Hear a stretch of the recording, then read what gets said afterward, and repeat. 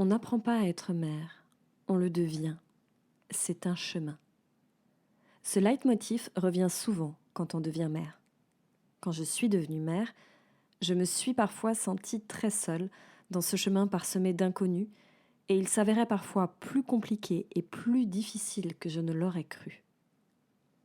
Quand j'ai écrit mon livre « Vie de femme, vie de mère », j'avais très envie d'aborder ce sujet du burn-out maternel ou des douleurs liées à notre chemin de maternité. J'avais envie de libérer la parole des femmes, des mères, pour leur permettre d'oser dire et poser des mots sur une souffrance ou une expérience qu'elles mettaient sous silence. J'avais envie de transmettre ma parole de femme et d'apporter ma petite pierre à l'édifice, partager mon chemin de résilience, mes outils pour contribuer à plus d'alignement et de clarté dans la vie des femmes. Et c'est ainsi que j'ai construit ce petit questionnaire ludique pour partager l'expérience de différentes femmes, différents vécus, différentes approches. Si à l'écoute de ce podcast, vous avez vous aussi envie d'apporter votre pierre à l'édifice, alors contactez-moi en message privé. Et en attendant, je vous souhaite un beau voyage, un beau partage et une belle expérience. Je suis Mélissa Nittenberg, Shakti, femme louve, chamane, tisseuse d'histoire et chanteuse d'âme. Je lead, j'écoute, je transmets, j'inspire et j'éveille. Un peu sorcière, un peu celle qui, un peu fée, je crée et guide les femmes à retrouver leur essence et à créer leur légende personnelle. Tisse ton histoire et retrouve ton plein pouvoir. Telle est ma devise.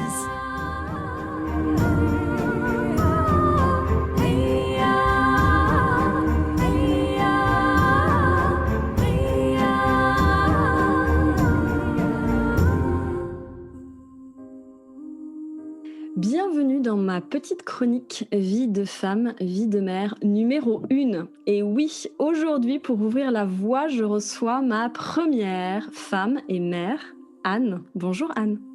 Bonjour. Bienvenue dans cette chronique. Merci de m'avoir fait confiance. Anne, tu es maman ? Ah oui. Oui. Combien as-tu d'enfants ? J'ai 3 garçons. Ok. Quels âges ont tes 3 garçons ? Alors, 14 ans, 11 ans et 8 ans bientôt. Waouh. Est-ce qu'il y a une particularité à ta vie de maman ? Oui, une grosse particularité à ma vie de maman. Je fais l'école à la maison à mes fils, donc ils vivent avec moi beaucoup et depuis relativement longtemps. Ok, c'est une Wonder Maman. Donc on est parti pour cette série de 20 questions que tu ne connais pas. Non. Tu ne connais pas du tout les 20 questions, donc ça va être un moment vraiment unique. Comme d'habitude, je dis, voilà, réponds en toute authenticité, en spontanéité. L'idée, c'est de permettre voilà, de pouvoir éclairer aussi la vie d'autres femmes et d'autres mères qui vont écouter ce podcast. Ma question numéro 1. Quel est ton plus beau souvenir de maman ? Mais il n'y a que ça, des beaux souvenirs. Ah là là, tu sais, dernièrement, je pratique beaucoup la gratitude. Et en fait, mes enfants sont dans toutes mes gratitudes. Wow. Pour moi, juste les avoir avec moi, c'est un des plus beaux cadeaux de ma vie, en fait. Juste pouvoir les voir grandir, les entendre rire, voilà. Chaque instant passé avec eux, en fait, c'est mon plus beau cadeau. Waouh, super. Donc les moments, tout simplement, avec eux, c'était souvenirs de maman. Ok. Quelle a été ta plus grosse galère de maman ? Ah ben, ça a commencé tout de suite. En fait, quand j'ai accouché de mon premier, Raphaël, j'étais pas très, très entourée parce que ma maman, qui pourtant était une ancienne sage-femme, habitait loin de moi. Et en fait, ma grosse galère avec lui, ça a été l'allaitement, en fait. J'ai complètement foiré mon allaitement, mais alors foiré comme il faut, quoi. C'est-à-dire qu'en fait, c'est au bout d'un mois où je galérais parce que je voulais absolument l'allaiter. que lui pleurait quasiment 24 heures sur 24, que j'allais voir des médecins, des ostéopédiatres et en fait, tout le monde me guidait exactement dans le sens inverse de celui qu'il aurait fallu que je fasse. C'est-à-dire OK. qu'on me disait: «Il pleure parce qu'il doit avoir un reflux, donc espacer les tétés» et cetera, alors qu'en fait, il pleurait parce qu'il avait faim et donc du coup, plus j'espaçais les tétés et pire c'était. Donc il a vécu un enfer, moi aussi, jusqu'à ce que ma petite maman arrive pour Noël et me dise: «Mais ton fils, il a faim, Anne, en fait». OK. Sauf que, bah, moi, du coup, j'avais un peu foiré, la mise en place de la lactation, ça. Enfin, c'était un désastre. C'était un désastre. Donc voilà, j'étais à fond dans le bain, là. OK. Ce qui m'a pas empêché d'allaiter les 2 autres, hein. Yes, soit dit en passant. Est-ce que l'image que tu avais des mères a changé entre, avant que tu aies, en fait, ton premier enfant et après? Et si oui, c'était quoi l'image que toi tu avais d'être mère, en fait, avant de devenir mère? Alors c'est super rigolo parce qu'on en parle souvent avec mon mari. En fait, moi, je j'avais pas envie de que mes enfants, m'imposent des choses. Voilà, je voulais, continuer à faire ma vie comme avant. De toute façon, je lui avais dit: «Il va pas m'emmerder, je vais continuer à faire ce que j'aime», voilà. Et en fait, bah, aujourd'hui, je fais l'école à la maison, quoi. Donc en fait, c'est exactement l'inverse que ça a déclenché en moi. Je me suis dit, en fait, j'ai eu envie de vivre ma vie, beaucoup pour eux, en fait. OK. Beaucoup pour moi aussi, aujourd'hui, ce qui n'a pas toujours été le cas, mais beaucoup pour eux, beaucoup avec eux, dans la conscience qu'un jour ils seront plus là et que j'ai pas envie de le regretter, en fait. OK. OK. Et te souviens-tu de ton plus gros craquage ou pétage de plomb en tant que mère? Oui, alors c'est rigolo parce que c'est encore avec mon premier.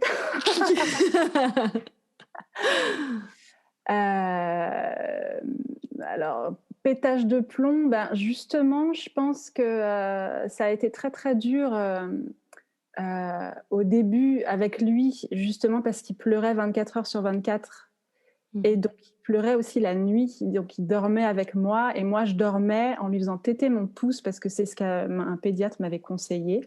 Mmh. J'étais fatiguée, il était fatigué aussi et un jour, j'en pouvais plus, quoi. Je sentais vraiment que vraiment j'en avais ras-le-bol. Il était en train de pleurer dans mes bras, donc il était vraiment tout petit. Je suis allée le poser dans son berceau. J'ai appelé mon mari en lui disant: «Tu rentres maintenant parce que j'en peux plus, il faut que je me casse». OK. Voilà, c'était un beau gros pétage de plomb. Après, voilà, moi je suis quelqu'un de très calme, Mmh. mais comme beaucoup de gens très calmes, des fois je pète les plombs. Donc ça OK. m'arrive encore de temps en temps. Voilà, ils le savent. OK.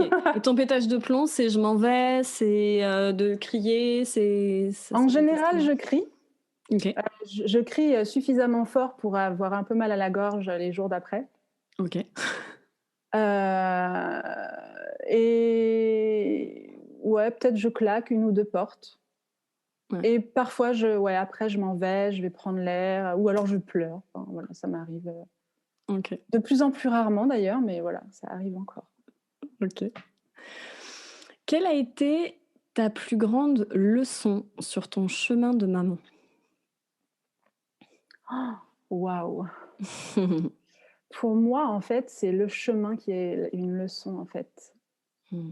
Pour moi, je pense que, c'est la plus grande aventure de ma vie, être maman. C'est les enfants, pour moi, m'ont appris énormément de choses et m'ont poussée aussi à aller chercher des ressources que je pensais ne pas avoir pour eux, heu, parce que bah, justement, en fait, j'avais tendance à être, pas mal dans la colère, en fait, au début et je voulais pas, que mes enfants aient ça à vivre, en fait. Mmh. Et je pense que c'est vraiment pour eux et grâce à eux que j'ai fait tout ce chemin, en fait, de guérison par rapport à mes colères, que j'ai fait toutes ces recherches pour être différente peut-être de ce que j'avais vécu, même si j'ai pas vécu un enfer. Je voulais vraiment, je voulais pouvoir leur offrir le meilleur. Du coup, je me suis formée à la communication non violente, à l'éducation bienveillante, à la méditation, à la relaxation pour les enfants, pour eux. Mmh. Et aujourd'hui, c'est un énorme cadeau que je me suis fait à moi aussi, Mmh. grâce à eux. Waouh! L'apprentissage dans les 2 sens. Mmh, ouais. OK. Hem, Qu'est-ce que tu aurais aimé qu'on te dise avant de devenir mère? Alors ce que j'aurais aimé qu'on me dise, c'est que tout n'était pas, heu, facile naturellement. Mmh. Moi, je pensais que plus on s'écoutait soi, c'est bizarre ce que je vais dire, hein, et plus c'était juste. Et du coup, heu, j'ai lu quasiment aucun livre. Je me suis fermée en fait à tout ce que je pouvais apprendre d'extérieur à moi-même, et j'ai débarqué là-dedans sans savoir rien. Heu, pour ma part, ça a été une petite erreur. OK. Parce que justement, je pense être entourée de mamans qui ont vécu des choses, qui peuvent, te donner des conseils, te soutenir, et cetera, c'est pas du luxe. OK. Du coup, si tu aurais aimé qu'on puisse te dire, peut-être, «Entoure-toi» ou «Lis des choses», c'est Ouais, ça? renseigne-toi, n'aie pas peur de te renseigner, c'est voilà, mais notamment l'allaitement, c'est pas enfin le bébé tous les bébés, c'est pas parce qu'on les pose sur la maman qu'ils vont, réussir à téter tout Pas de suite. magique. D'ailleurs, mon fils, il tétait sa lèvre. On a galéré pendant 1 heure et demie avec la sage-femme pour qu'il réussisse à téter, mon téton à moi. Mmh. Hem et puis voilà, et puis c'est vrai que, s'entourer de femmes, ouais, de mères. Mmh. Mmh. Quel cadeau penses-tu le plus serviable à recevoir quand on est une mère? De la présence. OK. Joli, joli. Ouais, ouais. OK. Ouais, parce que quand on est nouvelle maman, déjà, bah, on est fatigué, il y a tellement de nouveaux, il y a Mmh mh. tellement de et puis oui, de la présence aussi juste pour te décharger, ne serait-ce que pendant un petit quart d'heure, d'un bébé qui, par exemple, passe toute sa vie sur toi. Mon troisième, c'était ça, il était collé à moi tout le temps. Je pouvais même pas aller prendre ma douche. Ouais. Donc ouais, de la présence, Ouais, c'est pour moi, c'était le plus beau cadeau qu'on pouvait me faire. ouais. Plus que, offrir une grenouillère ou un Ouais, machin comme ça, carrément. en fait, Mmh. non, c'est juste d'être présent pour pouvoir, t'accompagner, Ouais, pour te le décoller de temps en temps, en fait. c'est ça, et puis, me rassurer, et puis, Mmh. m'écouter, et puis voilà. Ouais. Yes. Qu'est-ce qui t'a le plus challengé à la naissance de tes enfants?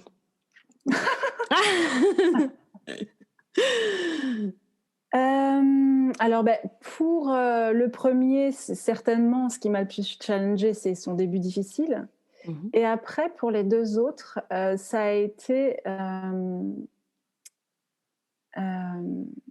en fait, de réussir à faire une place à tout le monde, en fait, à ce que chacun trouve sa nouvelle place. Mmh. Parce qu'un bébé qui arrive, forcément, ça prend énormément de place. Mmh mh. Ce que j'ai trouvé assez, difficile pour ma part, c'est que quand tu pars à la maternité, tu laisses à la maison un enfant petit, et quand tu reviens, tu retrouves un enfant grand, et lui, il a tout d'un coup grandi. Sauf que c'est pas vrai! Ouais, donc c'est vraiment J'ai la trouvé la ça place. difficile. Mmh. Ouais. Mmh. OK. C'est quoi qui te fait toujours autant réagir dans ton quotidien de maman? C'est le petit truc où en fait on appuie sur le bouton et ça se met en marche direct. On a des sujets comme ça, des choses qui nous font réagir plus. Mmh. Je crois que moi, j'ai besoin de me sentir respectée. OK. Il y a beaucoup de choses sur lesquelles je me suis beaucoup calmée. Ouais. Mais par contre, ouais, j'ai vraiment besoin, que quand je mets des règles en place ou des choses comme ça, elles soient pas, complètement bafouées, ignorées, en ce qui concerne les enfants, c'est vraiment ça, je suis pas là juste pour ranger les affaires derrière vous, ce que vous avez pas envie de faire, tout ça. Ça me fait OK. râler, ça. Voilà. Ça OK. Le rangement des chambres, Ouais, c'est terrible, c'est un gros terrible. Mais je crois que sujet. j'ai trouvé un bon truc là pour ça. Ah OK. Un conseil à partager là au moment? Ah, Tant je qu'on l'ai est dans le trouvé, vif? alors c'est sur un site qui s'appelle Mmh. Académie Nature, je crois, OK.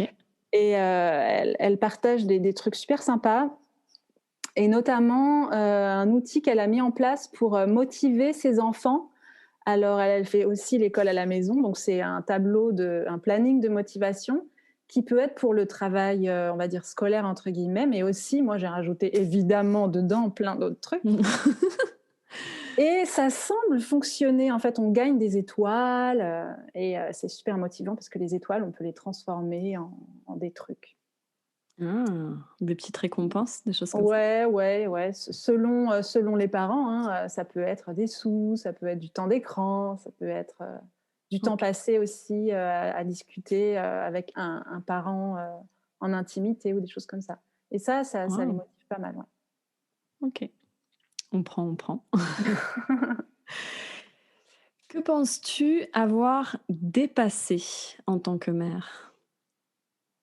Oh là là, des tas de choses, des tas de choses. En fait, je pense que, la chose que j'ai pas pu rester, c'est égoïste et égocentrique, en fait. Mmh. C'est-à-dire que les choses, je les vois, je peux plus voir les choses que pour moi, en fait. Ils sont avec moi. Ils sont avec moi dans mes choix, il y a toujours de la place pour eux. Donc je pense que ça m'a vraiment fait sortir de ce truc dans lequel, peut-être, je sais pas, je non, j'allais dire un truc, bête. Non, non, non, non, il y a pas de truc bête. J'allais juger, sans savoir. Mais je sais que, voilà, peut-être que moi, avant d'être mère, ce qui comptait, ça tournait beaucoup autour de moi, en fait. Mmh mh. Et voilà, ça m'a vraiment, permis de sortir de ça, ouais. OK. Quelle est la première chose que tu fais pour souffler et te ressourcer? Alors aujourd'hui, j'ai plein de petits trucs. Vas-y, partage. Et ce qui est génial, c'est que surtout, j'ai réussi à passer des sortes de contrats, mais pas des contrats signés ni écrits, mais des contrats avec mes fils. Par exemple, là, je leur ai dit: «J'ai besoin d'un moment pour moi». Donc autour de moi, là, il y a une bulle, vous venez pas. OK. Donc j'ai la possibilité avec eux de faire ça, parce qu'on vit en très grande proximité et que j'ai besoin d'intimité, mais eux aussi, donc on respecte ça, chacun. Donc je peux à un moment leur dire: «Je vais faire mon yoga et ma méditation, je me mets dans le salon, donc s'il vous plaît, pendant le temps où je fais ça, j'ai besoin d'être tranquille». Après, ce que j'adore par-dessus tout, c'est partir, me balader en forêt, dans la nature, mais j'aime bien le faire aussi, accompagnée, donc OK. Donc c'est une balade en nature ou un peu de yoga? C'est les choses que tu fais, ouais, vraiment yoga, pour, souffler, méditation, méditer? Ouais. ouais, peinture aussi. Enfin, il y a vraiment plein de petits trucs, et aujourd'hui, je me respecte à fond là-dedans, en fait. Ok. À quand remonte ta dernière soirée juste pour toi? Juste pour moi? Juste pour toi. Alors, il y a 20 ans. Oh! Ah ouais, bah, je crois que j'ai pas dit de bêtises, hein. Pour moi, toute seule, toute seule? Ouais, toute seule pour toi. Ah si, ah si, sans ma famille, en fait. Ouais. Je participe à un cercle de femmes Ok. et donc au moins, je sais qu'une fois par mois, j'ai un petit bout de soirée juste pour moi avec ce cercle. Ok. Et le dernier, il remonte à quand?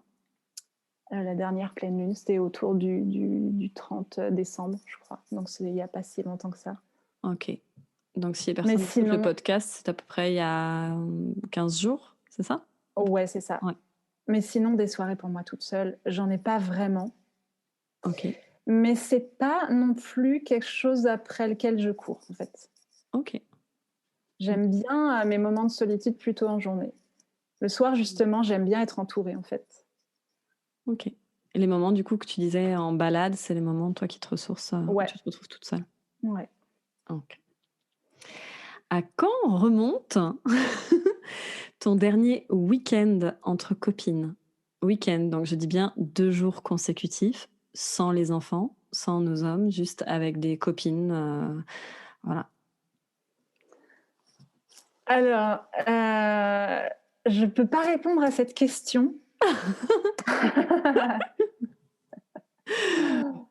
parce que,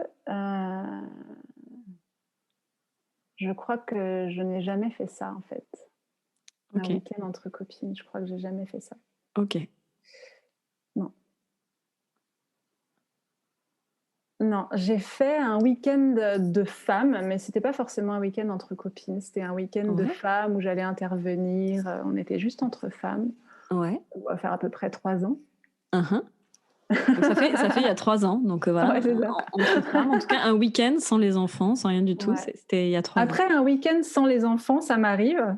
Ouais, C'est plus des week-ends entre sœurs, enfin avec ma sœur que je fais. ouais, ça peut être sœur Ouais, copine, c'est un ouais, voilà, ouais. on fait Et ça. don et du coup ce week-end-là, il remonte à quand?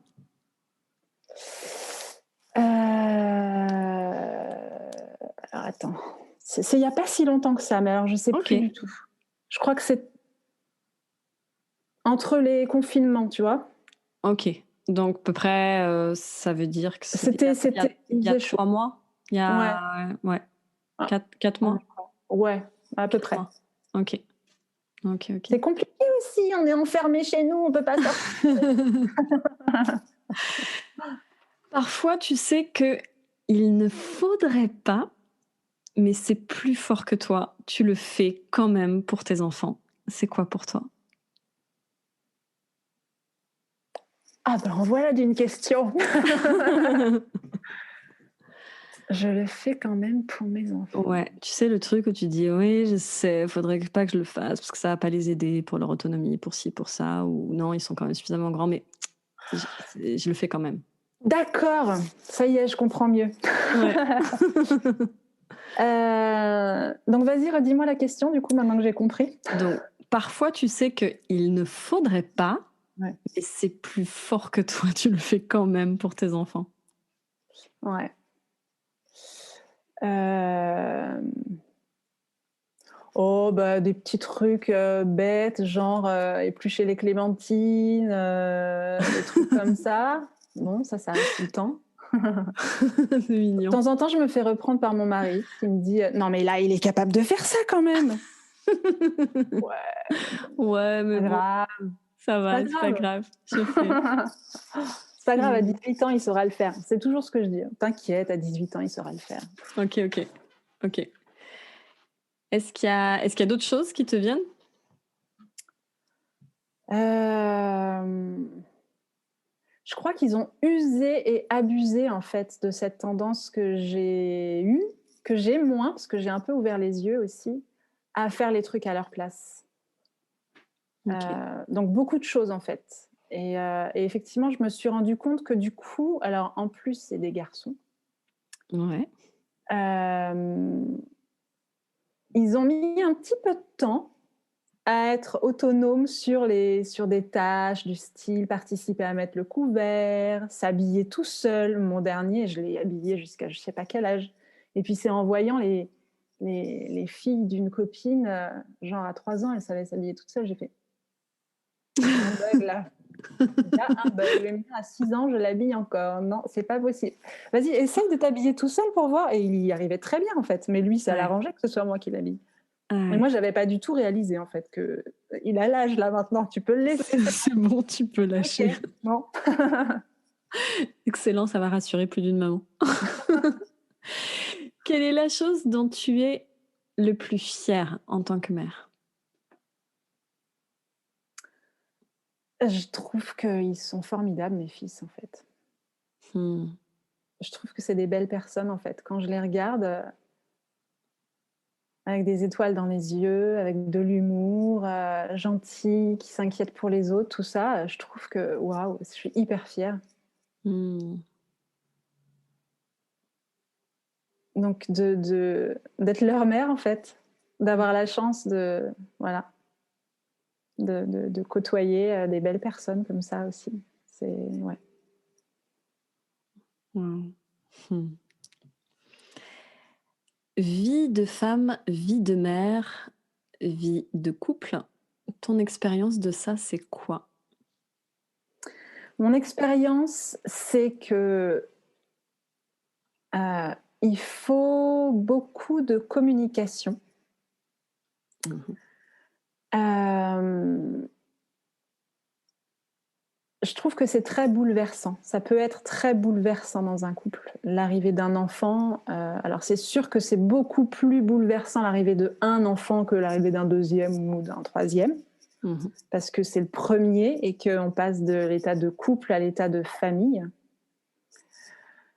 Hem Et je trouve que c'est quand même une épreuve parce que, il y a des domaines et notamment, bah, la vie sexuelle d'un couple, par exemple, au début, les bon, hein, voilà,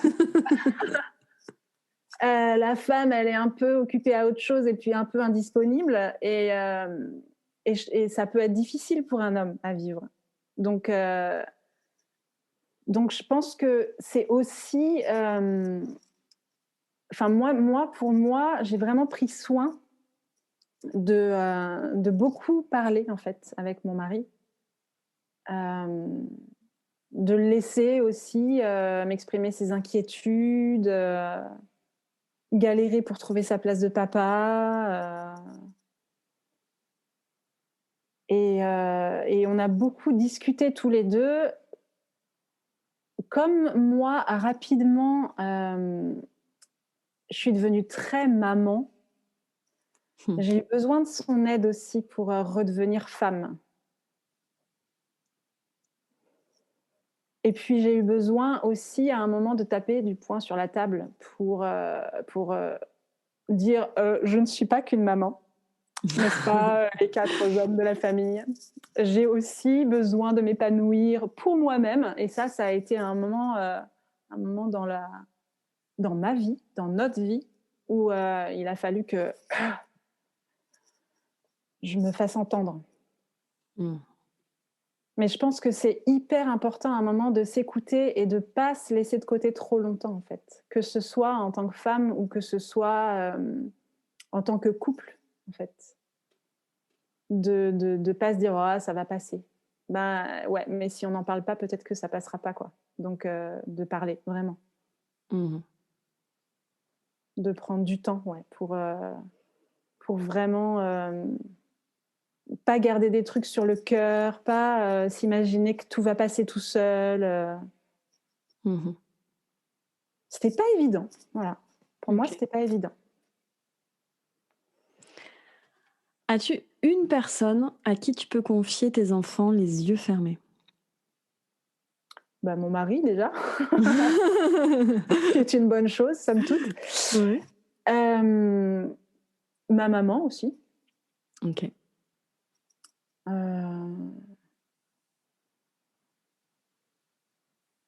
après j'ai très confiance en mes enfants. OK. ce qui aide quand je les confie. Parce que je sais que voilà, je tomberais par terre si il se passait, s'ils faisaient des bêtises par exemple ou des choses comme ça, des bêtises graves chez des gens, parce que des bêtises ils en font. Mais ouais, confiance en les autres, ouais, non. Ok. Perfectionniste, exigeante ou contrôlante? Entre ces 3 mots, lequel te parle le plus et pourquoi? Perfectionniste, exigeante ou contrôlante? Alors, les 3 ont tendance à me parler un petit peu. Contrôlante, c'en est un que je gère plutôt bien. Ok. Je me reprends avant de devenir trop, voilà. Mhm. Par contre, perfectionniste et exigeante, pour moi, c'est... je suis assez perfectionniste, de ce fait assez exigeante. Mais je suis aussi très consciente et donc je ne me laisse pas les envahir avec ça. Et moi, je fais même en sorte de lâcher mon perfectionnisme parce que ça me pourrit la vie. Donc je lâche de plus en plus sur beaucoup de choses. Mais je pense qu'effectivement, le perfectionnisme a tendance à engendrer un peu les deux autres. Dans ta vie de mère, qu'aurais-tu aimé changer ou faire différemment?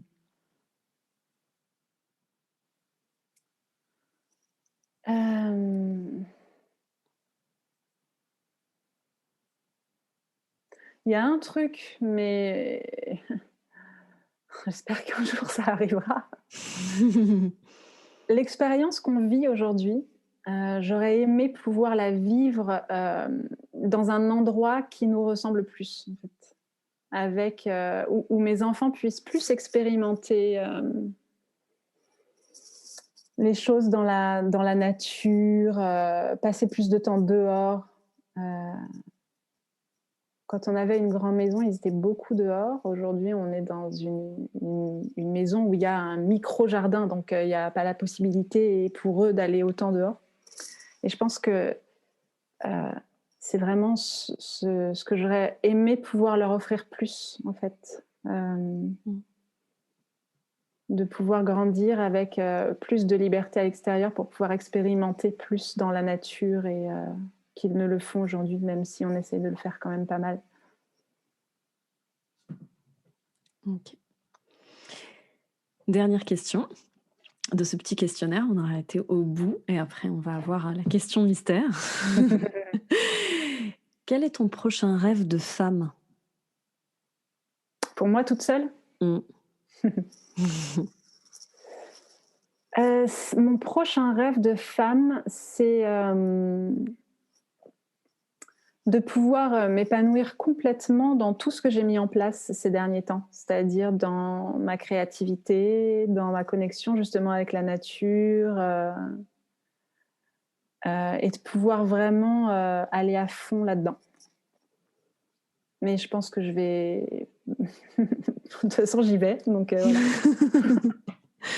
Ok, de toute façon, c'est tout ce qu'on te souhaite, Anne. Merci. Et donc maintenant, je vais faire un petit tirage au sort. Donc, j'explique un petit peu le processus. Vous pouvez vous aussi me transmettre une question que vous aimeriez, que vous brûleriez de poser à une autre maman. Et donc, je vais faire un petit tirage au sort et chaque personne qui passera sur ce top de 20 questions, dont Anne est sortie indemne et vivante, Ouais. eh bien, vous aurez une question en plus. Voilà, une petite question. Waouh! Alors là, on a une question très technique. Oh là! Technique. Comment fais-tu pour aider ton enfant quand il est hypersensible? Ah! Mes enfants sont hypersensibles. Ah! Il n'y a jamais de hasard dans les questions qui tombent. Je le suis aussi. Ok. Ben justement, c'est ça qui m'a demandé d'aller me guérir très profondément, en fait. parce que j'étais une hypersensible en souffrance de plein de choses. Et je me suis rendu compte que je pouvais d'autant mieux aider mes enfants que je m'aidais moi-même, en fait. Donc du coup, j'ai fait tout un chemin pour m'accepter aussi comme ça. Et en fait, aujourd'hui, je prends beaucoup, beaucoup de recul, en fait, par rapport à ce que peut engendrer l'hypersensibilité. Parce que l'hypersensibilité, ça peut engendrer, par exemple, des grosses crises de colère, de larmes, on est débordé par nos émotions et on ne sait plus quoi en faire. Surtout, j'ai appris, en fait. J'ai appris des choses très importantes par rapport à ça, et notamment qu'un enfant qui pète un plomb, c'est pas grave. Donc j'ai appris à être des bras dans lesquels on peut venir se réfugier quand on a pété un plomb ou qu'on est en train, en fait. J'ai aussi appris à être là, en fait, juste là, à me faire envoyer bouler parce que c'est pas le moment, et à dire, écoute, si tu as besoin, je suis là. Même un petit qui part, qui envoie tout péter, qui veut pas que je vienne, de m'asseoir sur son lit et de lui dire, est-ce que tu es sûre que tu veux que je parte ? Et en général, à chaque fois que je prononce ces paroles, il se jette dans mes bras. Wow. Parce qu'il veut que je parte, mais en fait, il veut pas que je parte. Et de pas du tout porter de jugement là-dessus, en fait. De les laisser expérimenter leurs émotions débordantes, que ce soit de joie, de pleurs, de colère, de tout ça, dans l'accueil, sans me sentir moi-même envahie par leurs émotions, en fait. Et comment tu arrives à garder justement cette distance émotionnelle ? Parce que généralement, c'est un peu comme on appuie un bouton à l'intérieur de nous aussi, des fois c'est ça qui se passe. Comment tu arrives à avoir ce calme sans prendre de plein fouet l'émotion de ton enfant ? Je pense que moi, ce qui m'a beaucoup aidée, c'est la pratique de la méditation, en fait. Okay. Ça m'a permis de trouver une forme de paix intérieure qui fait que je réussis à chaque fois à prendre de la distance, en fait, par rapport à son émotion. Que ce soit le grand, le petit, le moyen. Cette fameuse bulle dont tu nous parlais aussi tout à l'heure, c'est ma bulle, c'est mon espace aussi, et du coup l'autre rentre pas dedans, et je peux m'y retrouver moi pour mettre de la distance, en fait. Mais c'est vrai que c'est comme ça aujourd'hui, ça n'a pas toujours été comme ça non plus, et je me suis beaucoup aidée de toutes mes lectures de femmes ultra inspirantes comme Isabelle Filiosa, Catherine Guéguin, je ne sais jamais si je prononce bien son nom. Voilà, j'ai beaucoup lu sur l'hypersensibilité, sur tout ça aussi. Et voilà, c'est un travail, c'est un chemin, on va dire. Yes. Écoute, je crois que c'est le beau mot pour clôturer cette session sur le chemin. C'est un chemin. Ainsi s'achève donc notre session de questions. Anne, je te remercie beaucoup pour ton authenticité. Merci à toi, Mélissa. Merci pour ta confiance aussi. J'espère que ce podcast vous inspirera beaucoup de femmes qui vont nous écouter.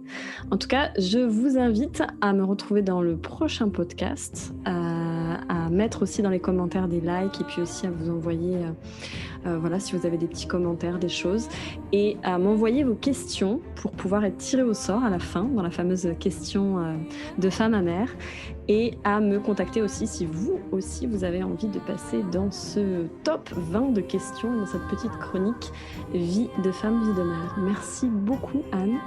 Merci à toi. Et puis je vous dis à tous à très bientôt.